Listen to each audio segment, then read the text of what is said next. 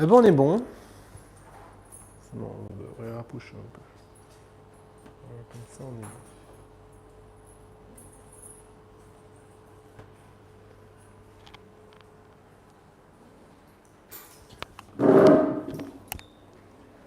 Rebonjour. Hein. Ça me fait penser à cette ambiance de début. Je crois que j'ai fait des formations. Il y avait cette ambiance où on voit que c'était tout beau, tout propre, tout nouveau. J'en ai fait quand même pas mal, hein, des formations après le master en hypnose, en sophrologie. Il y a toujours cette ambiance de se dire on va faire quelque chose de bien, de chouette. On va vivre une belle aventure. On ne sait pas encore à quoi ça va ressembler. On partage l'espace avec des gens qu'on ne connaît pas encore. Et on sait qu'on va s'apprécier. En tout cas, on sait qu'on va vivre quelque chose tous ensemble. On a ce souhait que, que l'autre aussi soit dans le même mood, qu'il y ait une belle émulation. On va vivre quelque chose de chouette. Pour ceux qui ont déjà fait le programme, on a quand même pas mal qui ont déjà fait le programme. Ça va être une façon d'approfondir, de revoir certains points, certains éléments et de les intégrer. Vous voyez, autant on peut se dire qu'au début, c'était une découverte, on avait des appréhensions, le corps, c'était difficile de garder l'attention. Là, c'est bon, vous savez déjà à quoi vous attendre. Du coup, vous allez pouvoir bien plus rentrer dans le programme et intégrer beaucoup plus tous ces outils-là. OK. Oui, j'ai insisté pour que vous veniez. J'insiste à chaque fois pour que tout le monde, et surtout mes patients, puissent venir ici parce que je trouve ça tellement important. Vous voyez, je trouve que ces abonnements-là, ce groupe-là, ça donne du sens à tout le reste.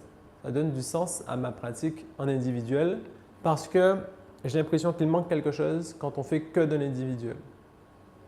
Il manque la rencontre avec les autres, il manque les outils de relaxation, il manque la sophrologie, il manque le suivi sur le long terme, sur la régularité. Et surtout tous ces outils que vous allez pouvoir installer dans votre quotidien. Et je vais pouvoir voir ce que ça donne. Une fois que vous avez ces outils, comment vous les gérez. Voilà. Donc, ouais. Pour moi, je passe beaucoup de temps dans la préparation de ces événements, dans la publicité, dans la recherche de salles, parce que ça vient, comment dire, comme mettre quelque chose de complémentaire et de nécessaire au suivi en individuel. OK. Alors, aujourd'hui, on va poser les bases, les ABCD, on va faire du solfège aujourd'hui. Je vais parler de sophrologie, on va faire une séance de sophrologie, on va voir les principes fondateurs de la sophrologie. Après, nous allons faire une séance. Comme je disais, dans ce programme, il n'y a pas que de la sophrologie, mais il y a aussi quand même beaucoup de sophrologie. Parce que je considère que la sophrologie est le meilleur outil pour apprendre à gérer son stress en toute autonomie et surtout, c'est un fabuleux outil quand on pratique en groupe. Vous voyez, quand on est en individuel, je pense qu'il y a d'autres outils un peu plus appropriés, percutants, rapides. Mais en groupe, je trouve que voilà, c'est les principes de la sophrologie conviennent bien aux ateliers en groupe, au groupe, à la dynamique de groupe. OK. Donc, comme je vous disais, je vous invite à prendre un tapis pour la prochaine fois. Il y en a le chinois à côté. Vous voyez en face du leader price. C'est là. Il y a toutes les couleurs, toutes les tailles. C'est génial. OK. Alors, on va revoir les principes de la sophrologie. Ces principes qui vont connoter toute la séance, qu'on va essayer de mettre en place toute la séance, qu'on va découvrir pendant la séance. Et après, ça sera une invitation à les utiliser et à les mettre en place dans sa vie de tous les jours. Donc, parmi ces principes, on a l'écoute, apprendre à s'écouter, apprendre à écouter ses sensations physiques. Avec cette écoute, on va plus facilement se respecter. Donc, toujours respecter ses envies, ses besoins, ses limites physiques, ses limites émotionnelles. Adapter, on va essayer d'adapter, d'adapter son assise, par exemple. On va essayer d'adapter les exercices en fonction de nos envies, de nos besoins, de nos limites. Là, je présente la chose, mais au fur et à mesure, quand je vais montrer les exercices, je vais montrer plusieurs variables que vous pourrez utiliser selon vos envies. Apprendre à être dans l'instant présent. Alors, on va beaucoup parler de ça aujourd'hui. Être dans l'instant présent, quand on est dans le passé, on n'est pas dans l'instant présent. Quand on est dans le futur, on n'est pas dans l'instant présent. Vous voyez, on est souvent dans le passé quand on est dans des ruminations, quand on pense à ce qu'on a fait, ce qu'on aurait dû faire, ce que les autres ont fait. Ça, c'est pas dans l'instant présent. Ou sinon, on peut être dans le futur, essayer de préparer, d'anticiper, de redouter, d'espérer. Oui, là encore, on est dans le futur. Or, c'est que quand on est dans l'instant présent qu'on a toutes nos forces, toutes nos qualités, toutes nos ressources. Je parle souvent de mon amie, il va falloir que je lui donne des royalties, qui est infirmière au CHU, aux urgences. Et je lui pose la question, pourquoi tu fais ça en fait? Pourquoi tu bosses dans les urgences? Déjà bosser à l'hôpital, c'est déjà assez compliqué. En plus, dans les urgences, en tant qu'infirmier, voilà quoi. C'est quand même c'est un peu sado quoi. Et elle me dit que justement, elle est dans le feu de l'action, ça bouge plus le temps, elle n'a pas le temps de penser. Vous voyez? Comme quoi, ça lui fait du bien d'être dans l'instant présent, ça lui fait du bien de ne pas être dans ses pensées. Moi, ce que je vous propose à travers ce programme, c'est justement être dans cet instant présent sans avoir à travailler en tant qu'infirmière au CHU, dans les urgences. Pareil, dans les sports de combat, on a besoin d'être dans l'instant présent. Vous voyez, un combattant, s'il se laisse happer par des pensées, il va perdre son combat. Un compétiteur, s'il se laisse happer par une émotion, il va perdre sa compétition, son challenge. Donc, ils ont besoin d'être dans l'instant présent et c'est justement parce qu'ils sont dans l'instant présent qu'ils aiment cette activité, ils aiment ce que ça leur procure en fait. Vous voyez? Donc, je vous propose aussi également d'être dans l'instant présent sans forcément faire du saut en parachute, voilà, en parapente. Ok. Donc aujourd'hui, on va parler beaucoup de ça, dans l'instant présent. On va avoir des outils pour mettre de côté les pensées, ralentir. Vous voyez, le cerveau, en fait, il est bien fait. Hein, je dis pourquoi je pense tout le temps, mais parce que notre cerveau est une machine puissante. Donc, dans cette séance-là, on va ralentir les pensées, faire qu'elles auront moins d'impact, il y en aura moins, qu'elles seront un peu moins obsédantes dans l'esprit, voire même pour ceux qui arrivent, arrêter carrément le flux des pensées, être juste dans l'instant présent, sans penser à rien du tout. Autre principe ultra important dans la sophrologie, accueillir sans juger ni interpréter. Souvent, dans toutes les séances, on a toujours des sensations qui vont venir, on a toujours des émotions, des souvenirs. Il faut les accueillir, tout simplement, sans les juger. J'ai une participante qui s'est mise à pleurer une fois, sans savoir pourquoi. Parce que la séance a réveillé en fait des choses. Ça a surgi.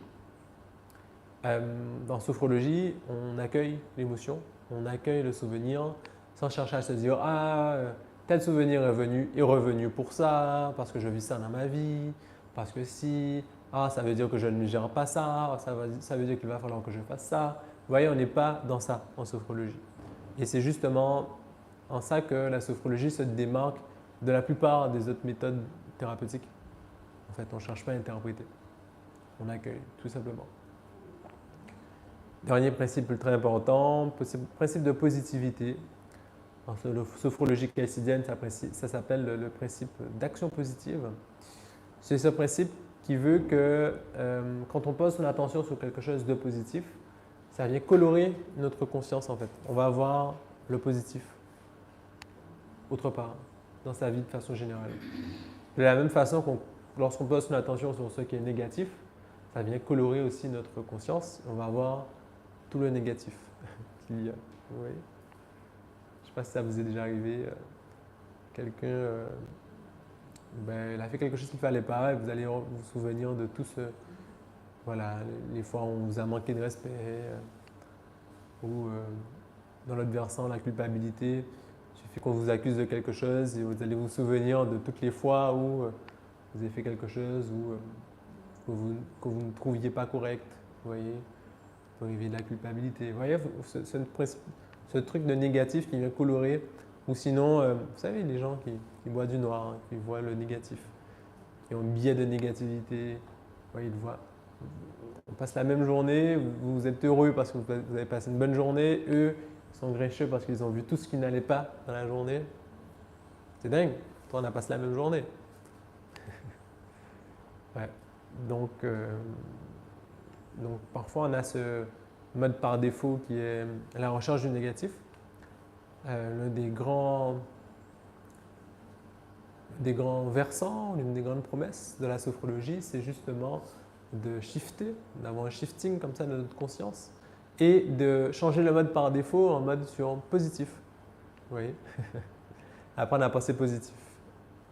Donc dans la séance, ça veut dire qu'on va déjà rechercher le positif en soi, dans son corps, ressentir les sensations agréables. Oui. Même quand il y a quelque chose qui ne va pas dans le corps, même quand il y a de la douleur, même quand il y a des difficultés, des raideurs, il y aura quand même quelque chose d'agréable, quand même quelque chose de positif. Sensation de légèreté, par exemple, de douceur. Oui. Et ça marche aussi sur notre environnement. Vous voyez, même quand il y a quelque chose qui ne va pas, vous voyez, un bruit qui est un peu pénible. Ah oui, mais il y a peut-être encore un autre bruit à côté qui est un peu plus agréable. Peut-être qu'il y a une odeur, peut-être qu'il y a quelque chose de beau autour de nous. Vous voyez? Poser son attention plutôt sur ce qui va. Ça ne veut pas dire qu'il faut nier le négatif. Non, ça veut dire qu'on va prioriser le positif. Et c'est ça que je vais vous inviter à faire après chaque passage, donc dans le tour de parole. Je vais systématiquement vous demander « et le positif ?» Il y a quoi de positif? Ça fait sentir quoi de positif dans la séance? Oui, c'est pour ça que j'insiste tant sur cette question. Ok. Ça va? Le cadrage? Bon. Ok. Nickel. Oui, vous aurez accès aux vidéos. Donc, on est parti pour 10 semaines. Une séance par semaine.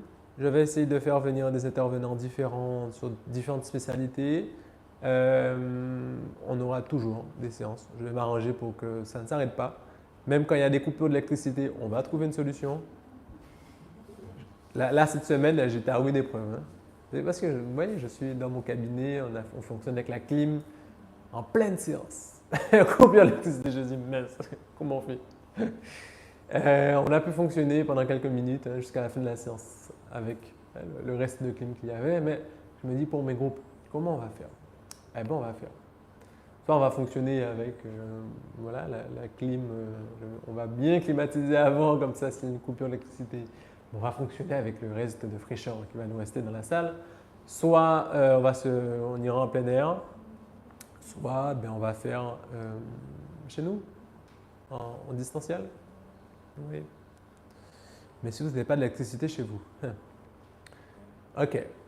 Donc, du coup, ça sera soit quelque part, hein, dans un espace naturel, soit on va carrément fonctionner avec, comment dire, ouais, je vais vous envoyer les vidéos à ce moment-là.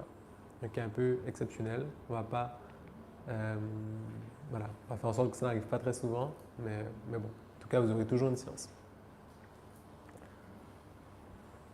Ok. Cette séance que je vais vous envoyer, cette vidéo que je vais vous envoyer, je vous invite à les refaire au cours de la semaine. Donc, même si vous êtes venu. Forcément, si vous n'êtes pas venu un samedi, vous avez raté un samedi, alors là, c'est encore plus important de pouvoir refaire la séance qui a été manquée. On va aborder des éléments différents à chaque fois. Ça va être assez dense, assez soutenu en fait. Autant en sophrologie, vous voyez qu'au début, j'ai commencé les ateliers en groupe uniquement en sophrologie. Autant en sophrologie, on peut refaire plusieurs fois les mêmes exercices parce qu'on le vit toujours de façon différente. Autant là, pour le coup, j'ai ciblé gestion du stress. Ça veut dire que je vais vous montrer le maximum d'exercices, le maximum de méthodes, d'outils différents. Donc, ça va changer à chaque séance. Oui. Donc, si vous manquez une séance, ben, vous manquez aussi un outil que j'aurais présenté dans la séance en question. Yes. Voilà. D'où l'intérêt de pouvoir être régulier et vous allez pouvoir jongler avec tous ces outils, voir lequel vous parle le plus. Il y a différents styles, différentes connotations, différentes couleurs. Et voir lequel vous pourriez utiliser dans votre vie de tous les jours. Vous voyez, il y a des exercices que vous ne pourrez pas réutiliser. C'est vraiment le plaisir de découvrir ça. Ok, ça fait quoi? Qu'est-ce que je vis dans la séance? Qu'est-ce que je vis en faisant cet exercice? Ah, je découvre que je peux ressentir ça. Ok. Mais ça ne veut pas dire que pour autant vous allez pouvoir les réutiliser dans votre vie de tous les jours. Il y a des exercices par contre que vous allez pouvoir utiliser souvent, que vous allez sentir l'envie de le réutiliser très souvent. Plusieurs fois par jour, tous les jours. Oui. Ça y est, à l'écoute de vos envies, toujours. Ok. Donc, on va commencer avec un exercice vraiment pour stopper les pensées parasites. Vous voyez, les pensées parasites, comme je le disais, notre cerveau il est puissant, il déclenche toujours des pensées. En général, elles sont automatiques. On considère qu'on a 10 000 pensées par jour. Vous voyez? Et il y a des pensées qui sont volontaires. Ça arrive, quand même. C'est une minorité, hein, ça c'est clair. Il y a des pensées qu'on fait l'action psychique volontairement d'avoir. Ces pensées, elles peuvent juste être tranquilles, comme un nuage qui passe. Il y en a d'autres qui sont obsédantes. Vous voyez, ça prend toute la tête comme ça, tout l'esprit. L'exercice que nous allons voir aujourd'hui, c'est vraiment pour apprendre à apaiser ce flot, ce flux de pensée. Retourner dans l'instant présent, ça donne une sensation plutôt agréable et ça va être d'autant plus utile quand on a besoin d'être concentré. Quand on fait une tâche, un exercice artistique, sinon même de la comptabilité, vous voyez, on a besoin d'être présent, sinon on fait des erreurs. Quand on est dans des situations de crise, quand on a vécu quelque chose de fort, d'intense, il y aura d'autres exercices pour ça. D'autres exercices qui vont décharger la colère, ouais, décharger la peur, décharger la tristesse. Là, ça ne sera pas ça. Pour cet exercice, là, ça va être vraiment apaiser les pensées, retourner dans l'instant présent. Ok, pour ça, on va imaginer une boîte. Vous voyez, une boîte lourde, une boîte épaisse. Ça peut être une cage, ça peut être une nasse, ça peut être un coffre à jouer, un coffre au trésor, ça peut être le coffre-fort de votre banque. Vous voyez, un truc énorme. Le coffre-fort qui est sous votre lit. Et on va y mettre nos pensées et on va le balancer. On peut faire un geste, vous voyez. On va y associer aussi la respiration. Et on va imaginer que ce coffre, il va le plus loin possible, le plus loin vous pouvez imaginer. Pour ceux qui ont voyagé loin, ça va nous aider. On va l'imaginer, imaginer qu'il est là où nous sommes déjà allés, mais le plus loin possible. Okay. On va déjà faire ça. Ok, donc je vous invite à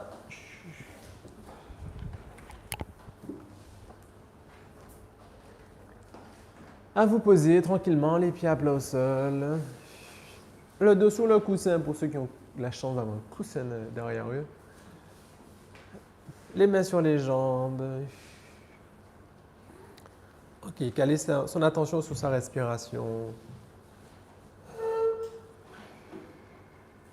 Ok, nous pouvons fermer les yeux si c'est bon pour nous. Pour ceux qui le souhaitent, ils peuvent garder les yeux ouverts, fixer un point dans le vide.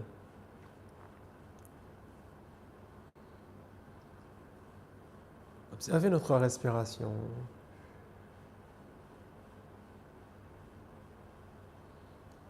Prendre conscience de où nous sommes là, à l'instant.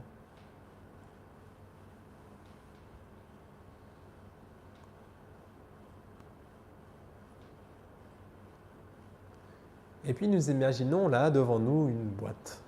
Une boîte, un coffre ou une cage. Quelque chose d'épais, de lourd.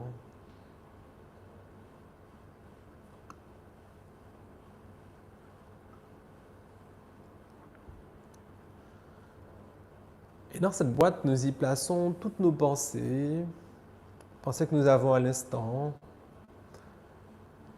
les pensées que nous avons eues au cours de la journée, ou des choses qui reviennent régulièrement.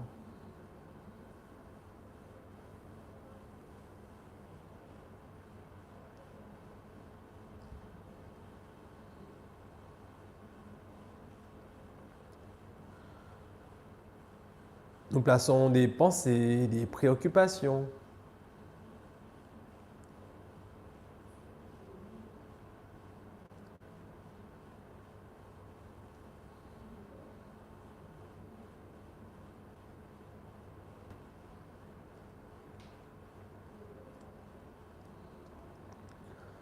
Comme pour s'en délester,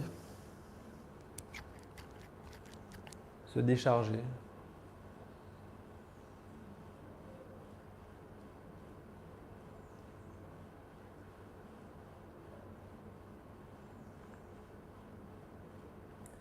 Et puis nous refermons cette boîte avec un couvercle épais, lourd.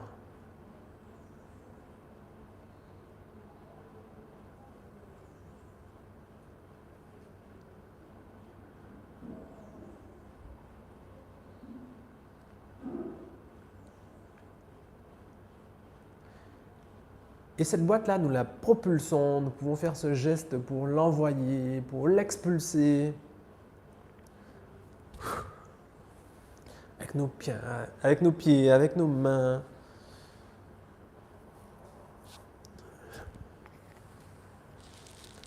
L'envoyer ainsi le plus loin possible.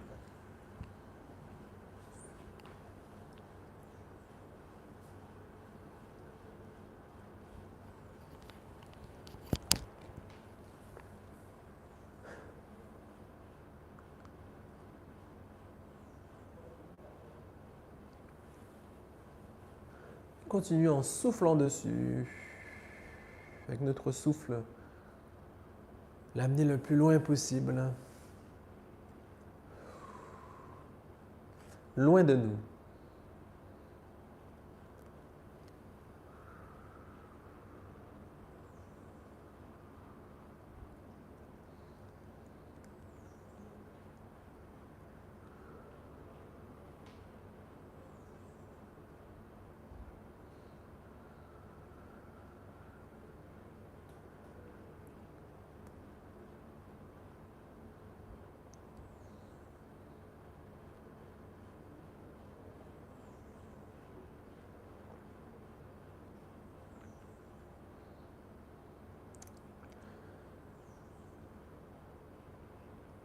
Et puis revenir conscient, bien présent dans cette salle.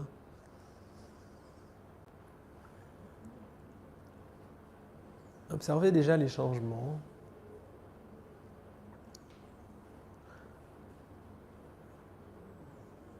Sentir les pensées ralenties, suspendues peut-être.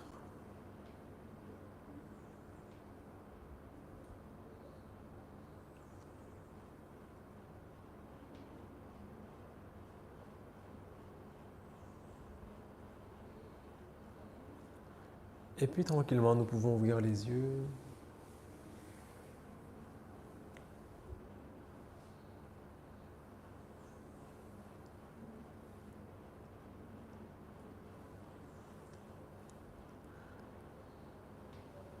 Ok, petit tour rapide.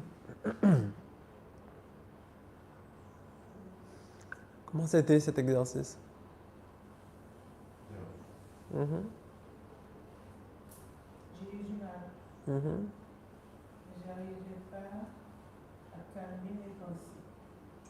Vous avez pu les mettre dans la boîte au moins? J'arrivais pas à me calmer pour pouvoir visualiser la boîte. Ah, J'ai dû faire beaucoup d'efforts. d'abord il faut visualiser la boîte. Ah, Pour pouvoir mettre les pensées dans la boîte, justement. Non, mais j'arrivais pas. Mais j'ai tenu ferme pour pouvoir chercher la boîte. Et justement, il faut la lâcher, la boîte.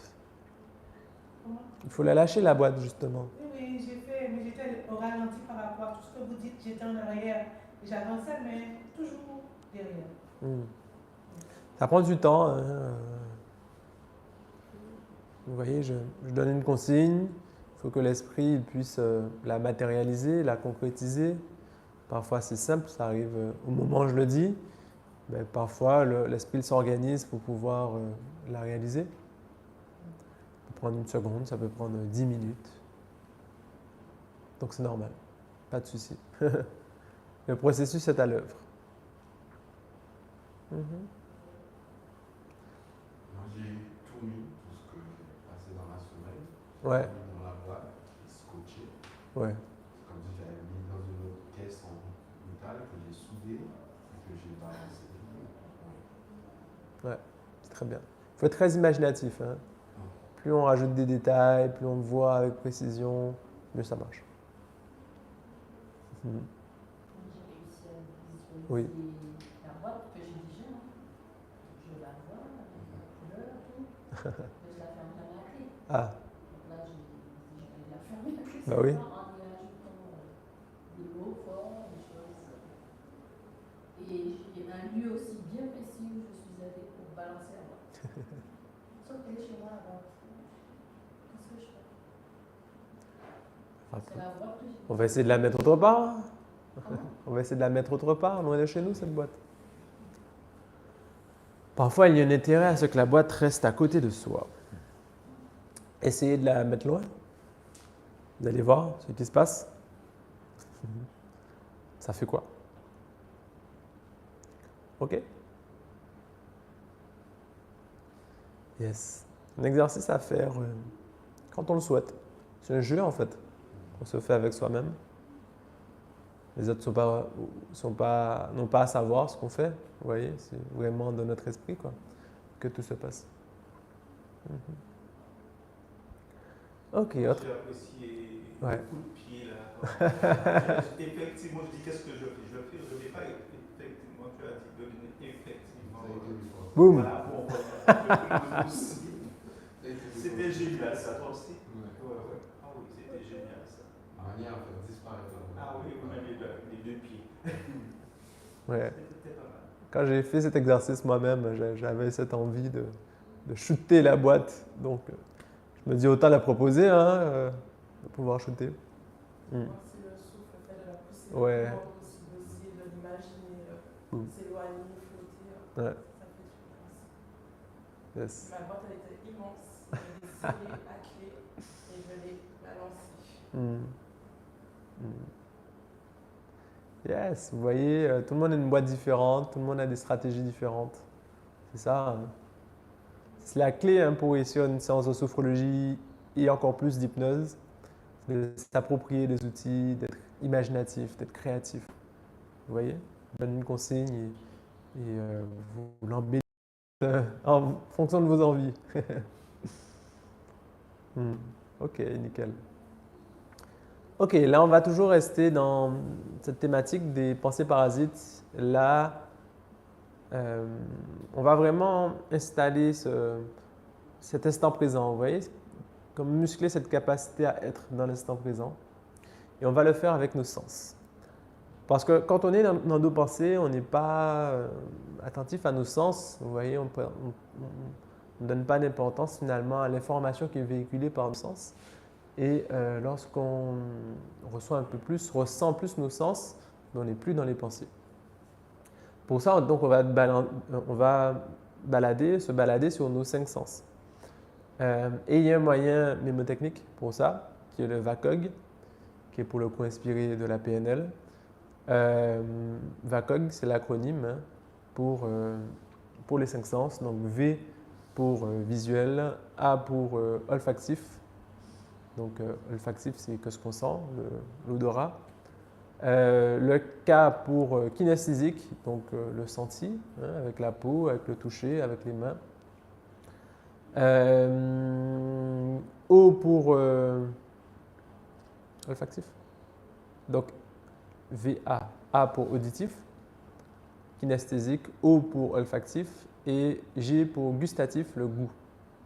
Alors on peut ressentir un goût en bouche ou on peut imaginer le goût de quelque chose que l'on aime, d'un plat que l'on aime. Okay. Donc au début je le guide, on va se balader sur ces 5 sens-là et après l'objectif c'est que vous puissiez vous aussi se balader sur ces 5 sens. Donc vous savez que après le V, je fais le A, après le A, je fais le K. Vous voyez, vous êtes autonome dans votre balade mentale. Au début, quand on a beaucoup de pensées parasites, il faut le faire très rapidement pour, vous voyez, casser ce flot de pensées pour être le plus dans l'instant présent. Donc, quand on a beaucoup de pensées, on varie beaucoup sur le V, A, K, O, G, V, A, K, O, G. Vous voyez? Et au fur et à mesure, on ralentit. Quand il n'y a pas trop de pensées parasites, enfin même quand il n'y en a plus beaucoup, on reste sur un seul sens. On est plus dans la contemplation et il n'y a rien à faire, il n'y a aucun effort à faire, il y a juste à contempler, c'est tout. Oui. C'est ça l'état méditatif au fond, en vrai. En Occident, on a mis le label méditation sur un peu tout, mais au fond c'est ça, la méditation. Ok, vous avez des questions à ce stade? Ok. Donc pareil, je vous invite à vous poser en fond de chaise, les mains sur les jambes, prendre une position confortable, relâcher les épaules et commencer en gardant les yeux ouverts. Avec le V du VACOG, visuel, observons notre environnement.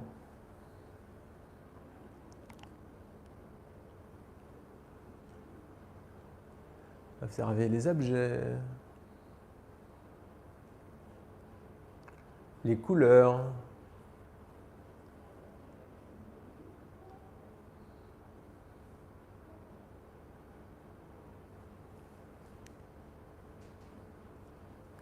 l'espace.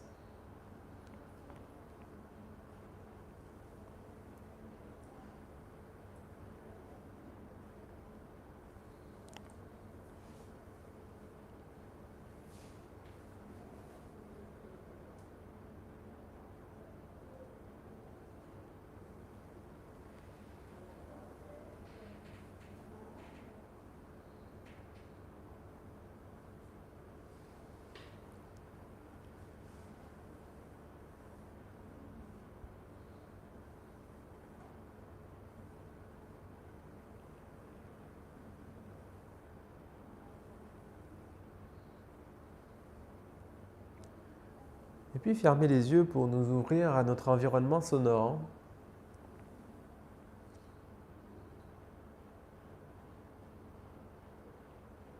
Entendre ici les sons hors de la pièce.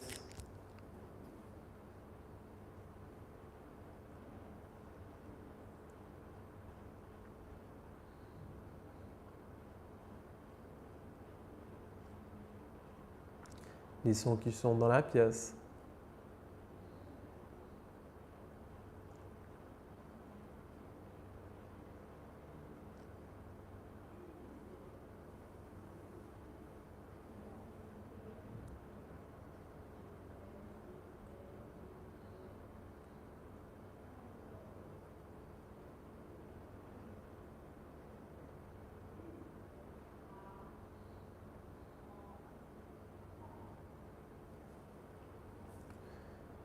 Et puis le K du VACOG, kinesthésique.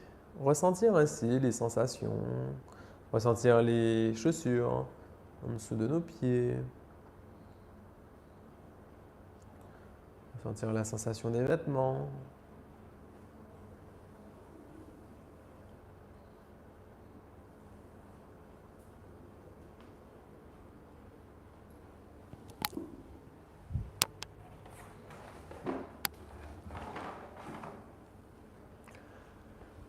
Ressentir la température.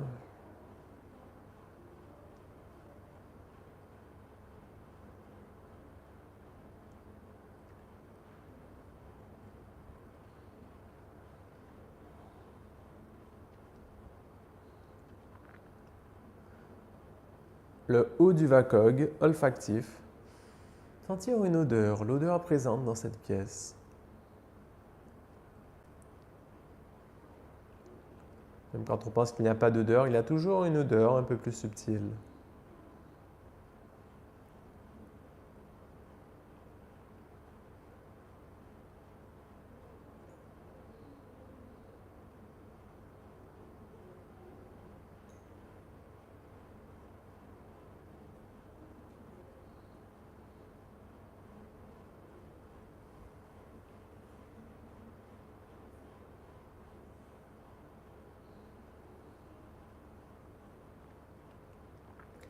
Et le G du VACOG gustatif.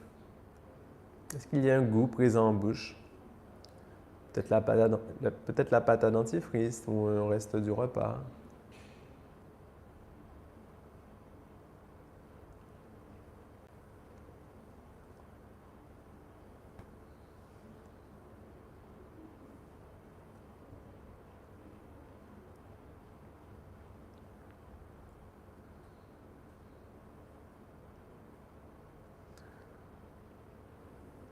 Et nous reprenons nos 5 lettres visuelles, V pour VACOG, et nous pouvons ouvrir les yeux de nouveau et voir.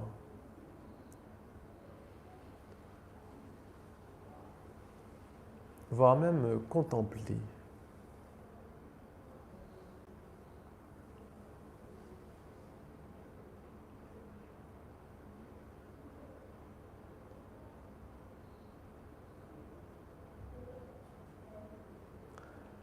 Voir ici toutes ces choses que nous n'avions pas vues jusqu'à présent.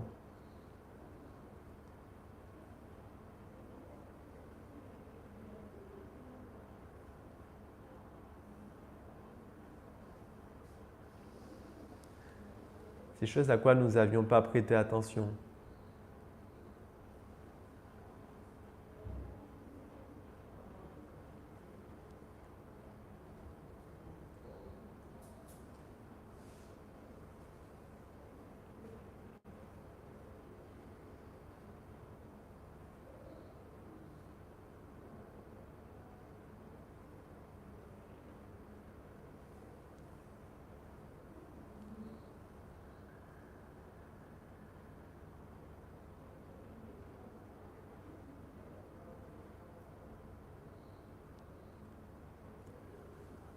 Fermez les yeux pour de nouveau entendre.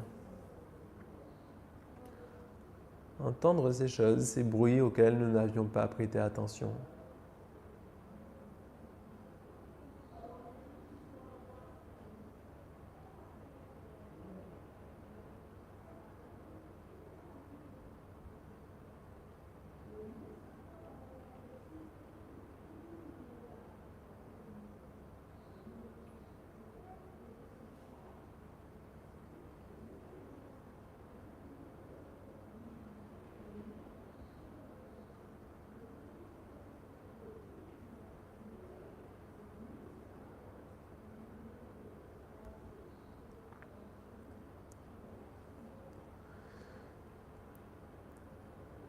Le K du VACOG pour kinesthésique, ressentir ainsi les sensations,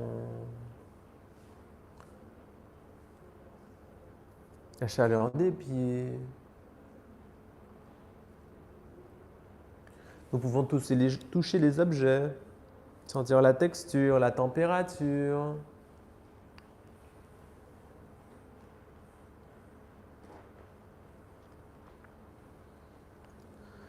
Toucher les vêtements.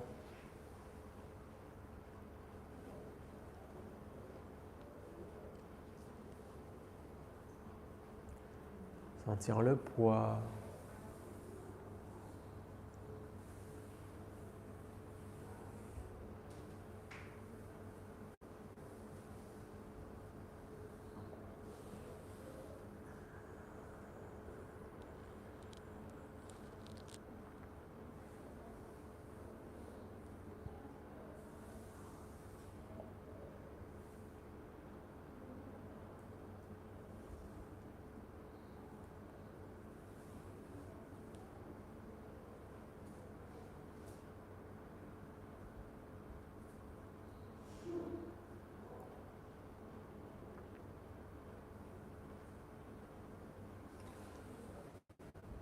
le haut du VACOG pour olfactif. Nous pouvons nous souvenir d'une odeur de quelque chose d'agréable que nous aimons ressentir.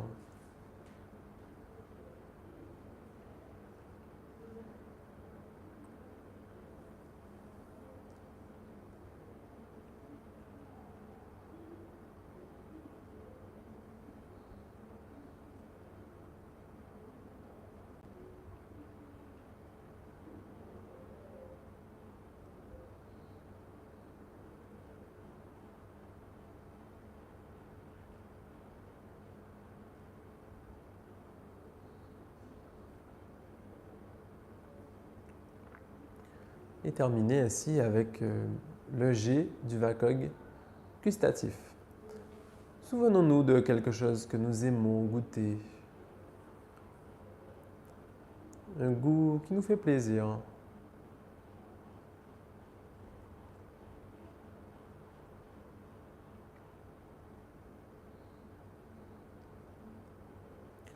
Un goût que nous aimons avoir en bouche.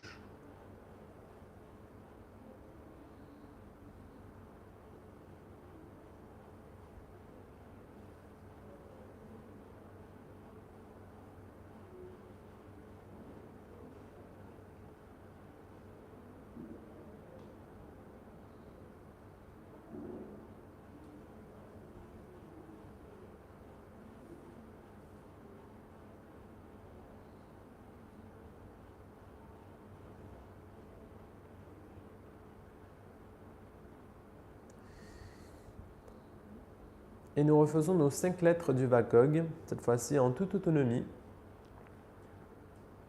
Je ne guide pas, c'est à vous de vous balader dans ces sens à votre guise. Visuel, puis auditif, puis kinesthésique, puis olfactif et enfin gustatif. À vous de jouer.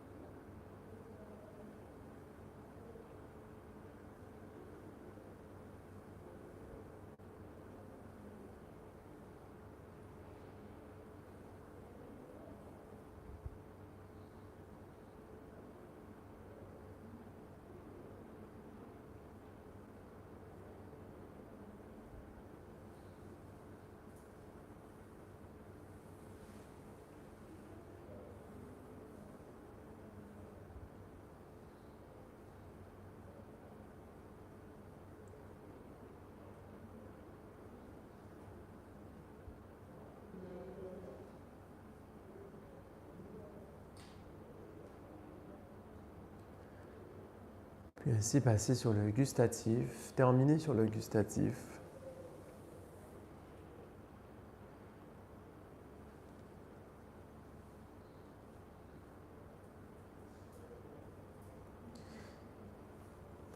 Finir ainsi l'exploration de nos 5 sens.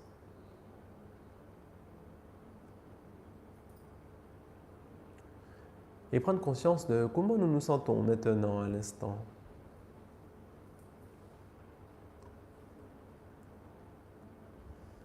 Sentir que les pensées ont diminué, voire même se sont arrêtées. et se sentir pleinement dans l'instant présent.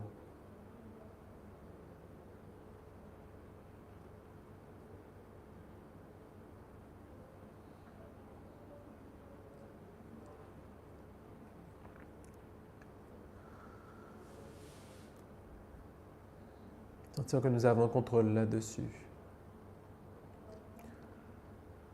Cette capacité à être dans l'instant présent.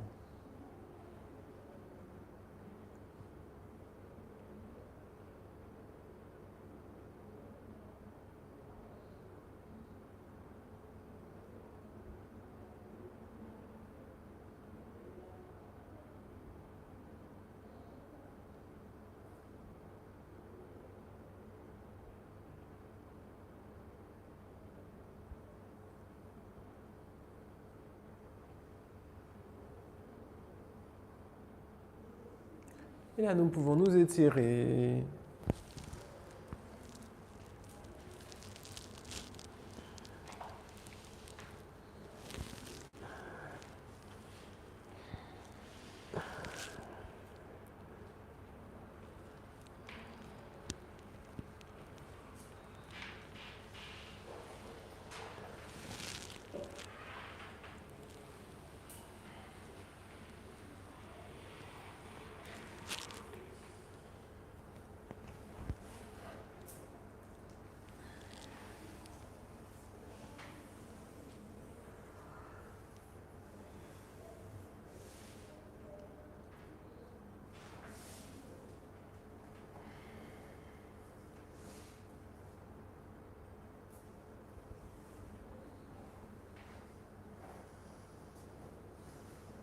Ok, petit tour de parole, comme d'hab.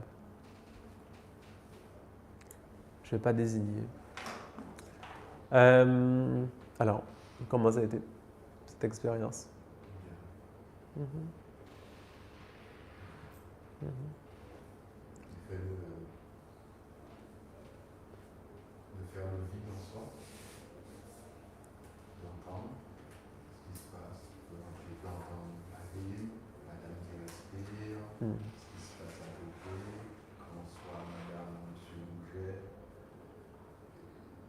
le papier, ou des trucs comme ça, les odeurs, il n'y a pas que l'odeur de parfum, qui est aussi L'odeur agréable, n'est-ce pas? agréable.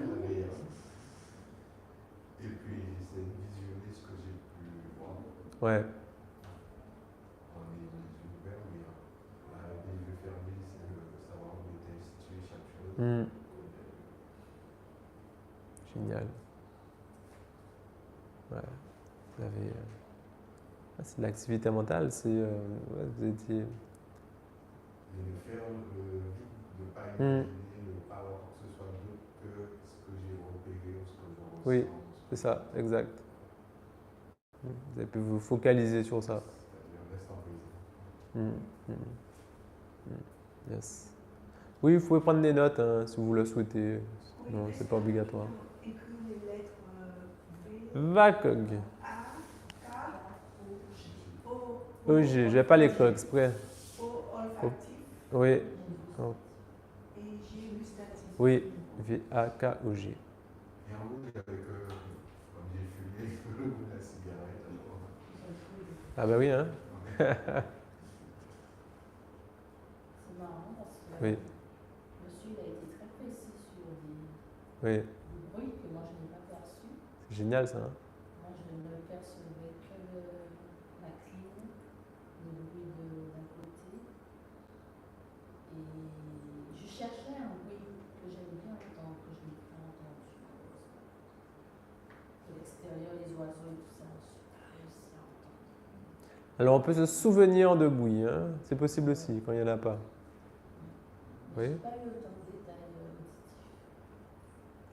C'est ça l'intérêt de faire du groupe, c'est de voir qu'on n'a pas la même perception, pas le même vécu. Et pareil, non, les pensées parasites, quelquefois il y a des pensées parasites qui viennent de. Je me reconcentre.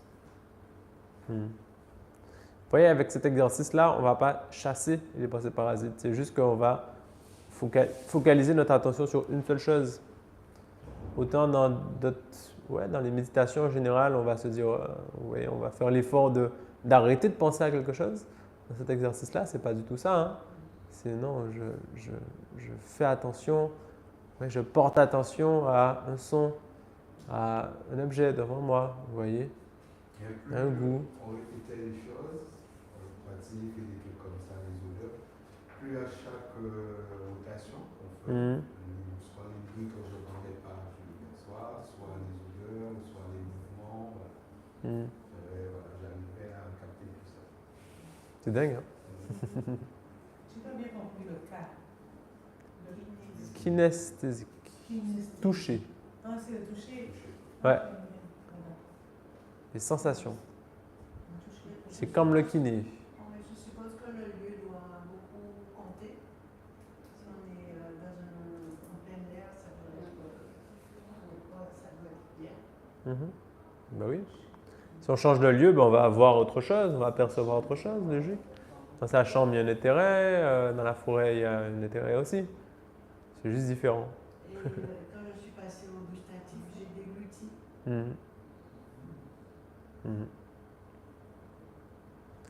Des prises de conscience. Le gustatif, j'ai pensé aux fruits que j'aime bien, que je n'ai pas mangé depuis longtemps. Oui, ça peut. Ah, ça peut réveiller des souvenirs. C'est très bien comme ça. C'est pas le but. Non, c'est très bien. Non, c'est très bien. C'était bien la consigne. Hein. Je cherche la clé. En fait, cet exercice, c'est bien pour focaliser sur l'instant présent. Oui, c'est fait pour ça. C'est ça l'objectif de cet exercice. Ça fait un peu moins de bruit. Ok, cool. Vous avez bien compris. Donc c'est un exercice que vous pourrez refaire hein, par la suite. Vous voyez, ce n'est pas un exercice à faire quand on est vraiment dans la détresse, quand on a vécu quelque chose de très intense. Ça ne sera pas cet exercice-là que je vais vous recommander. Il y aura d'autres exercices beaucoup plus puissants que ça. Mais au contraire, quand on a des pensées qui viennent, vous voyez, voilà, on se dit pourquoi il y a ça dans ma tête. Voilà, quand on est fatigué de penser, vous voyez, parfois on pense et ça nous fatigue. Vous voyez, on a juste envie de se reposer. Calme-toi 2 secondes. On a envie de parler, d'apaiser son mental comme ça. Voilà, ça va être un exercice pour ça, dans cette situation-là. Oui. Ok. Rester présent. Ouais, c'est ça. Ou avant quelque part. Vous voyez, parfois, on a besoin d'être présent, d'être disponible pour ce qu'on va faire. Vous voyez, on va rencontrer quelqu'un. On a envie d'être présent pour cette personne. On pense que cette personne, elle mérite vraiment notre présence. Ben, c'est quelque chose qu'on peut faire juste avant. Vous voyez, pour faire comme une coupure des pensées et être réellement là, réellement présent. Yes. Je vous donne des exemples de à quel moment on peut utiliser ces exercices-là. Ok, là maintenant on va parler de l'ancrage. Ceux qui ont vu les séances avec moi, vous savez à quel point c'est important. C'est la base. C'est la base, je le montre très tôt dans le programme parce que ça va nous accompagner pendant toutes les séances. Apprendre à s'ancrer. C'est vraiment quelque chose de fondamental dans la sophrologie et qu'on ne retrouve pas forcément autre part. Pas trop en hypnose, pleine conscience, pas du tout. En méditation zazen, je ne crois pas. Voilà, donc c'est quand même en yoga. Voilà, c'est quelque chose qu'on retrouve en sophrologie et en yoga. L'ancrage, ouais, quand on dit, oui, imaginez-vous que vous êtes comme un arbre qui déploie ses racines dans la terre. Vous voyez, pour ceux qui sont très rationnels, on va dire, se disent, mais c'est quoi cette histoire? C'est quoi cette foutaise? Je ne suis pas un arbre. Mais en fait, c'est symbolique. L'arbre, en fait, il n'est pas très loin de nous. Vous voyez, on partage le fait d'être des humains. Donc, il y a quand même un point commun. Mais le point commun, il est surtout symbolique. Vous voyez, on est fait de symboles. le langage humain il est rempli de symboles, les rêves c'est du symbole, le langage humain c'est en réalité que du symbole, donc on n'est que du symbolique. On va agir sur ce symbole-là. On va agir sur le symbole des racines, qui vient en fait, quand on imagine qu'on a des racines, ça vient gonfler l'ancrage, ça vient installer une sensation d'ancrage. Pour un psychologue, c'est difficile de parler de l'ancrage parce que c'est pas, vous voyez, c'est pas quelque chose de chimique, c'est pas quelque chose de mécanique.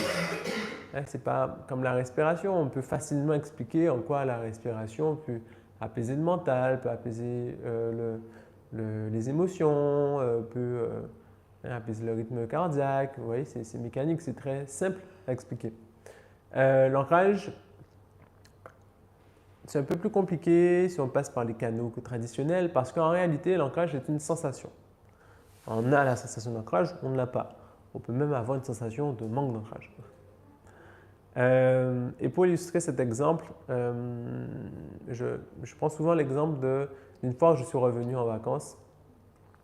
Je suis revenu après un mois, j'ai pris ma voiture et je ne comprenais pas. Je sentais que la voiture tremblait. Dès que j'accélérais, plus la voiture tremblait, si bien que ça m'a fait une sensation de peur, ça fait que j'étais pas très sûr, j'étais pas en sécurité en fait, et je ne sais pas prendre de risques, je ne pouvais pas dépasser, vous voyez. Et en fait, pourquoi la voiture tremblait? Je me suis rendu compte de ça après parce que les pneus n'étaient pas gonflés, vous voyez, ils étaient en sous pression. C'est ça en fait l'ancrage. Je peux dire que l'ancrage de la voiture, c'était les pneus. Le fait de ne pas avoir cet ancrage fait qu'on tremble, on vacille, on n'a pas confiance. Vous faites les ponts, vous faites les connexions. Avec cet ancrage, justement, on peut avoir confiance, on peut prendre des risques, on peut se sentir beaucoup plus sécure. Le manque d'ancrage, c'est en général ce qu'on va ressentir quand on a de la peur, quand on est intimidé, quand vous voyez, quand quelqu'un nous manque un peu de respect, quand on panique, quand on a l'impression qu'on ne va pas y arriver. Ça va être une sensation de manque d'ancrage. Ça va se passer au niveau des pieds, on aura la sensation de flotter, d'être fragile sur ses pieds, sur son assise, sur son équilibre, on a l'impression de perdre d'équilibre ou de risquer de perdre d'équilibre. Ça vous parle? Ok. Donc, on va travailler sur ce sentiment d'ancrage, sur cette sensation d'ancrage, et ça va nous aider dans la vie de tous les jours. Déjà, on va savoir c'est quoi l'ancrage. Parce qu'il y en a qui n'ont jamais senti ça en fait, hein, qui ont toujours été dans cette fragilité, dans cette incertitude. Du coup, l'ancrage, ils ne le connaissent pas. Donc, on va déjà, dans un premier temps, savoir c'est quoi une sensation d'ancrage. Et après, par la suite, lorsque vous allez donc apprendre cet exercice et pouvoir le réutiliser dans votre vie de tous les jours, donc pouvoir stimuler cette sensation d'ancrage si besoin, à la demande. Vous voyez? Une question. Ouais, dites-moi. Est-ce que, comment dire ça? Est-ce que l'histoire de l'enfance, vous voyez, enfance, Boris Cyrulnik. familiale, peut jouer sur l'ancrage? Ben effectivement, Boris Cyrulnik n'a pas parlé de ça, de l'ancrage. Il faudrait lui poser la question. Évidemment, hein, les traumas, le style d'attachement, ça peut jouer sur cet ancrage-là.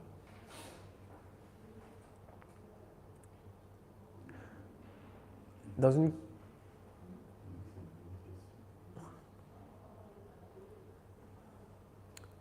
Alors, j'ai fait une vidéo, j'ai regardé une conférence, un plateau télé en Guadeloupe, où on a posé une question à l'intervenant sur est-ce que, comment dire, nous gêne, est-ce que le stress peut être appris par les parents.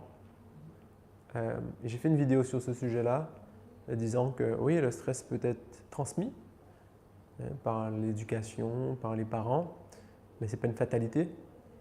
Vous voyez? On peut, ok, même s'il y a une transmission, mais on a quand même du contrôle là-dessus.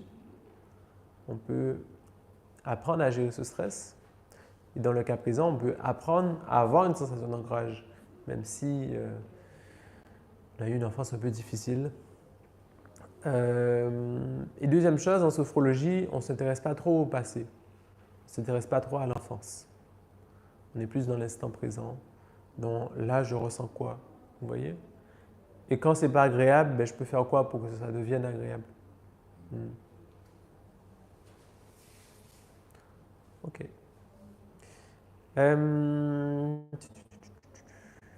Au début, on sera assis, on va faire des rotations des chevilles, puis des petites frappes au sol.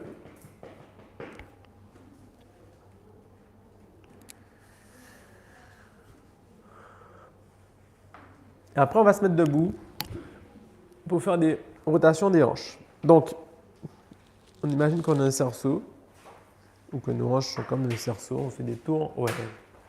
Merci d'y penser.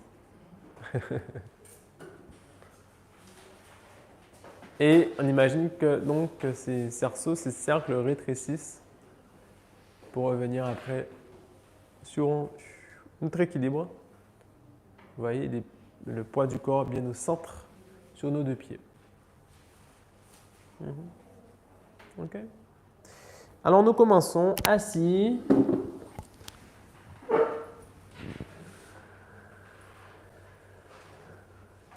Nous pouvons prendre une bonne inspiration. Expiration, fermer les yeux quand c'est bon pour nous. Et puis faire des rotations de nos pieds avec nos chevilles.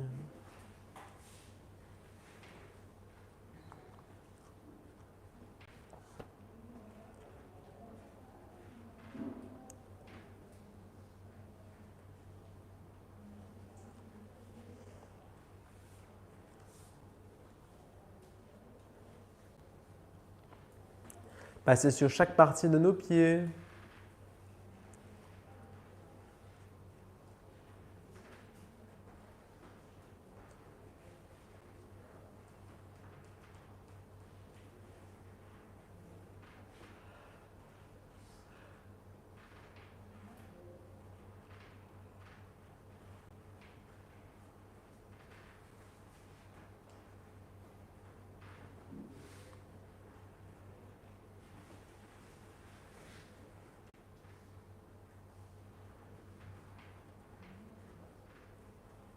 Et enfoncez encore un peu plus les pieds dans le sol.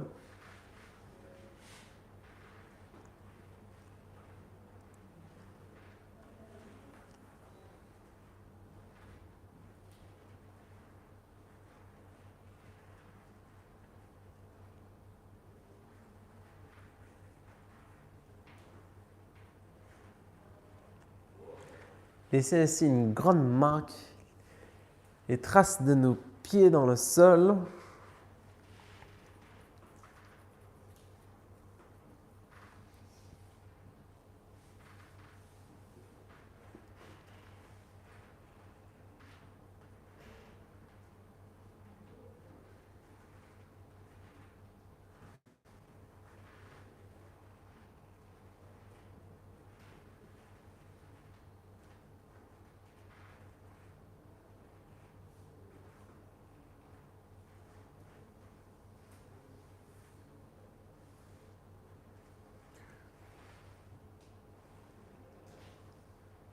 Là, nous pouvons faire des petites frappes avec nos pieds sur le sol.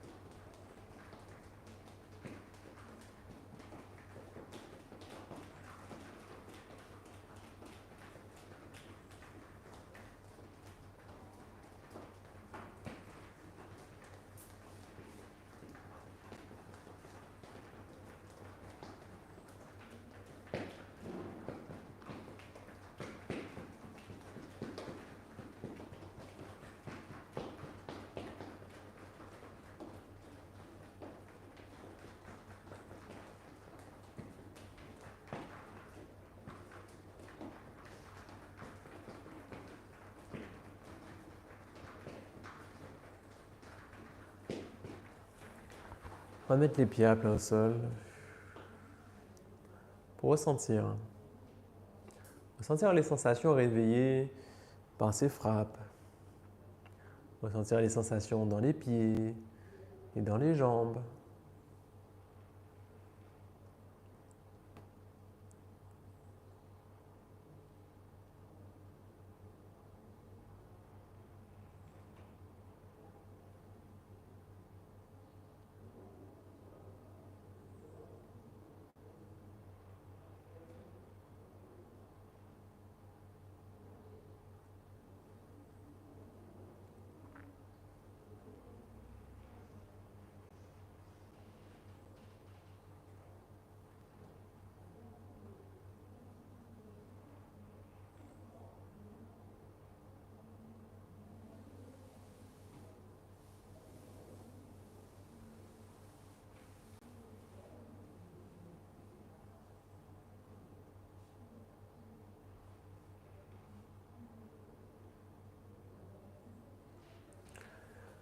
Et puis tranquillement, nous mettre debout.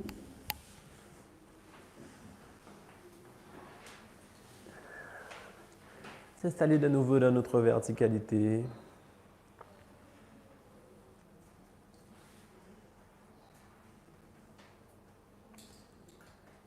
puis là, nous dessinons des cercles avec nos hanches.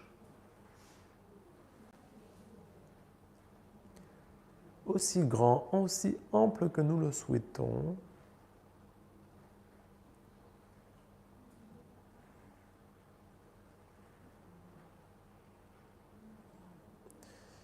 Ressentons le poids du corps qui passe sur le pied gauche, puis sur le pied droit.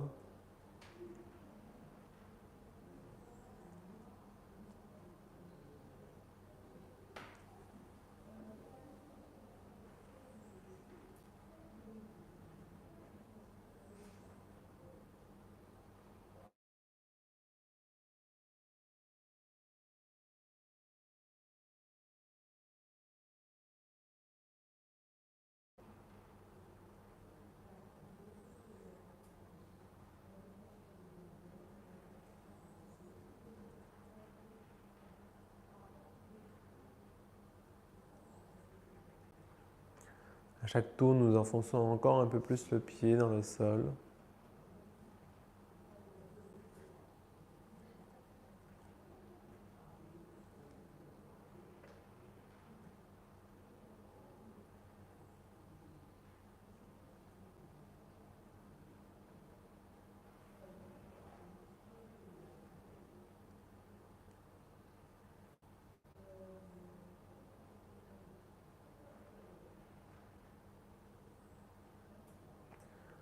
Et puis nous laissons ces cercles se rétrécir.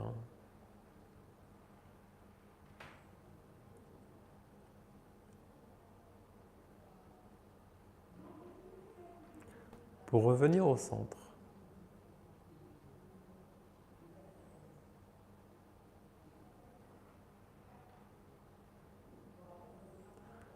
Le poids du corps sur les deux pieds.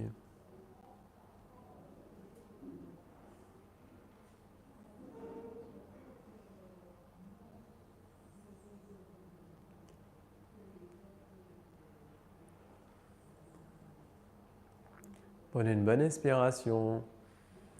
Expiration, là. Et nous ressentons les sensations dans les pieds, dans les jambes, dans les hanches.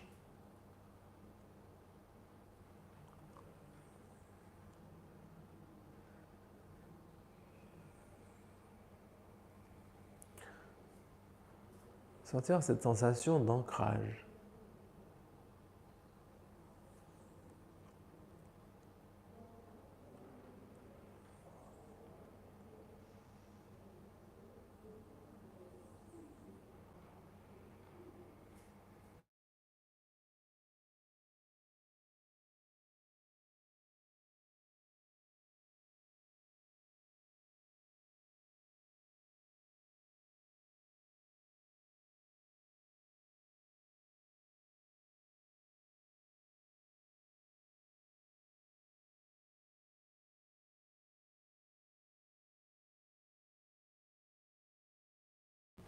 S'étirer.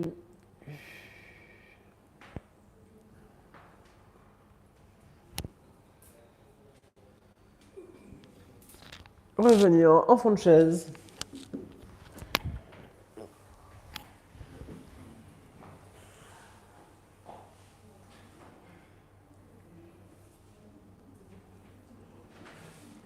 Ok, se préparer à faire un petit retour de notre séance.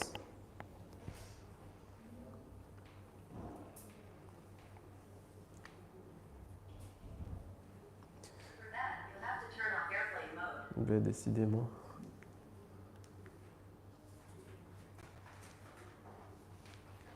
Ok. Alors, qui commence? Là, tout le monde va parler. Quelques mots. Vous avez vécu quoi au cours de cette séance, de cet atelier, de ce matin, de ce samedi matin?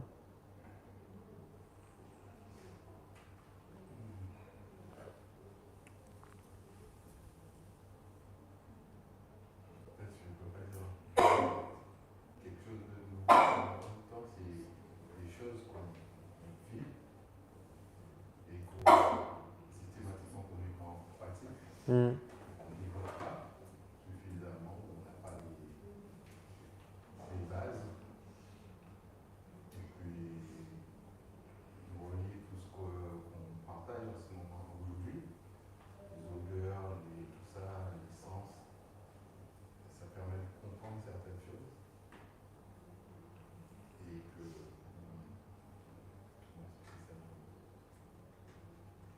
que ça éveille certains trucs qui nous permettent de rester centrés et d'anticiper, je dirais, parce qu'il faut anticiper et avoir des réactions. Ces réactions-là deviennent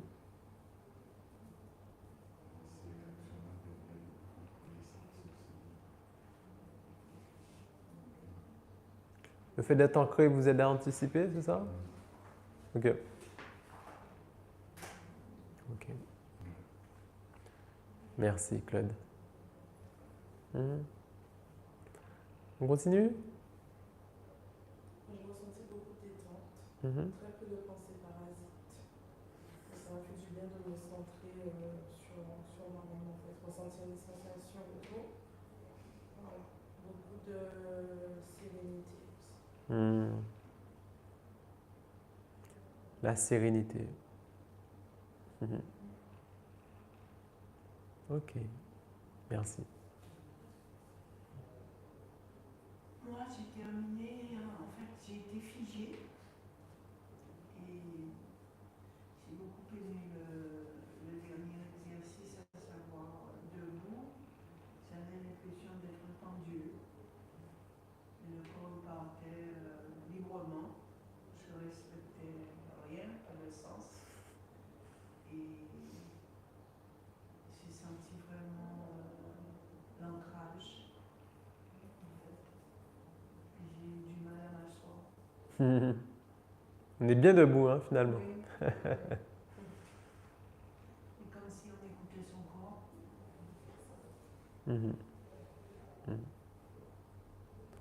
Ok, merci. Constance? C'était bien. Travailler, quoi. Donc, je suis bien détendue et c'est vrai que l'ancrage comme ça, bon, quand j'étais debout, après c'est vrai que j'ai eu du mal à m'asseoir. J'étais trop bien debout.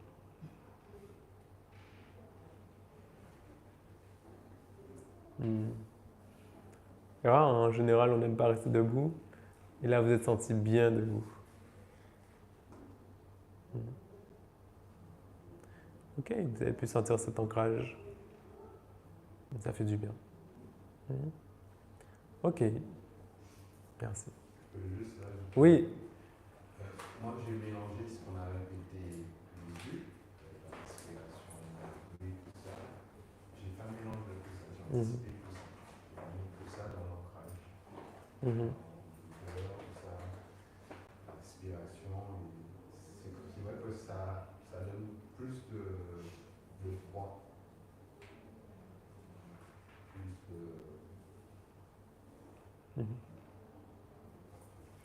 Ça améliore l'expérience, comme dit Google.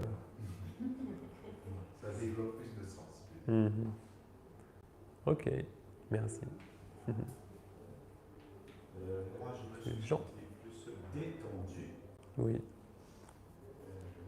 Oui, plus détendu, plus apaisé,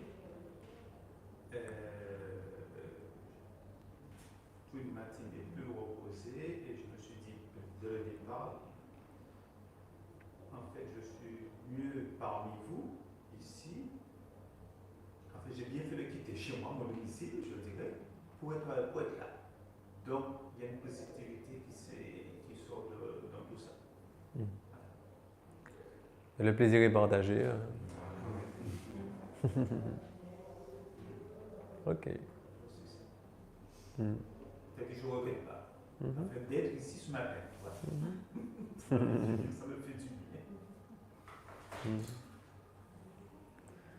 Yes, bien aussi. Et pour moi, ces séances sont importantes puisque je suis quelqu'un, comme je l'avais déjà dit à la première séance, qui ne sait pas se poser. Du coup, c'est des moments importants qui me permettent de me recentrer sur moi, de me poser et d'être que pour moi là. Voilà, m'occuper de rien d'autre. Donc, effectivement, ça procure de la détente. Et si on reste un peu plus longtemps, peut-être même dormir. Ça sera pour plus tard. Oui. En tout cas, c'est bien de se reconnecter à soi, et c'est ça que vous avez apprécié. Hein. C'est consacrer des moments rien que pour soi. Yes, merci. Josette. Je me sens plus sereine. Ouais. C'est fou les petites choses qu'on n'a pas conscience peuvent être des petites sources de bonheur. Rien que la pensée gustative, que j'ai été chercher un fruit que je n'ai pas l'habitude de manger, maintenant j'ai envie de manger des courses. J'ai envie, je sais pas moi, je me sens comme si j'étais heureuse, alors qu'on a fait que, je sais pas moi, des exercices, et ça m'a rempli de plénitude. Je sens comme si, je sais pas, j'ai que des pensées positives. Au début, j'étais bousculée quand j'ai cherché les pensées à mettre dans la boîte. Et il y en avait plein. Et ma tête était en train d'exploser. Hein. Et maintenant, je ne les ressens plus. Je me sens apaisée, bien, dans un bien-être. Hein. Ouais, c'est fou ça. On peut s'emplir par nos sens. Hein, on peut s'emplir par un souvenir en général, ou en voyant un tableau, en passant un bon moment, en goûtant à quelque chose. On peut se remplir comme ça de bien, de quelque chose d'agréable. Et il y en a qui recherchent la plénitude en mangeant des choses grasses, des choses très transformées, hein, du McDo, des sandwichs, des Colombo. Pas prendre personnellement. C'est un exemple. Mais parfois, juste un ça. Déjà, c'est un sacré fruit quand même. Mais, vous voyez, une pomme. J'ai envie d'aller regarder sur le primeur qui a pas. Les avocats, c'est la saison des avocats. Voilà, ça remplit déjà beaucoup. Ça porte déjà beaucoup de joie. Ok, ben merci. Je suis content que vous soyez là et que vous ayez pu vivre bien cet exercice. Vous avez pu vous impliquer dedans et que ça a procuré des sensations agréables, quoi. J'ai une question. Oui. Est-ce qu'on. Des fois, on a des insomnies, on n'arrive pas à dormir. Est-ce qu'on peut faire des exercices d'ancrage pour coucher, pour dormir? Vous voyez, j'anticipe, je conçois mes séances, je pense à ce que me disaient mes professeurs. Et ils me disaient que quand quelqu'un vient nous voir pour les insomnies, d'abord on fait 10 séances en sophrologie avant de traiter les insomnies. Et on voit que faire les 10 séances déjà, ça supprime les insomnies. Donc, on n'a même pas besoin de faire des séances spécifiques sur les insomnies. Donc, utiliser tout ce qu'on a fait. Déjà, normalement, quand on fait ça, ça apporte beaucoup plus de joie, de sérénité dans le quotidien. Donc, déjà, ça améliore le sommeil. Et en plus, quand il y a quand même des insomnies, ben, vous pouvez refaire les exercices qu'on fait. Respiration, 5 sens, visualisation, positivisation. Et après, si malgré tout, il y a quand même des rectifications à faire sur le sommeil, je vais vous inviter à venir au programme qui est juste après ce programme des 10 séances, qui est ça le programme spécifique sur le sommeil, spécialisé sur le sommeil. Voilà. Yes. Ok, et là, dans ce programme des 10 semaines, de ce programme des 6 semaines sur le sommeil, pour le coup, je vais faire intervenir un médecin spécialiste du sommeil, parce qu'il ne faut pas déconner que ça. Ça, c'est un sujet qui est bien documenté, bien étudié, qui est fou entre plein de domaines, qui est quand même quelque chose de médical. Donc, voilà, je ne serai pas le seul. Dans chaque programme, je vais demander à quelqu'un d'intervenir, mais dans le programme sur la gestion du sommeil, il y aura un médecin spécialiste du sommeil. J'ai vu récemment, ils ont montré ça, un reportage que j'ai vu récemment. On peut supprimer. Jouer Sur le sommeil? Ah, vous avez vu ce... Vous avez vu cette émission là sur Guadeloupe la première?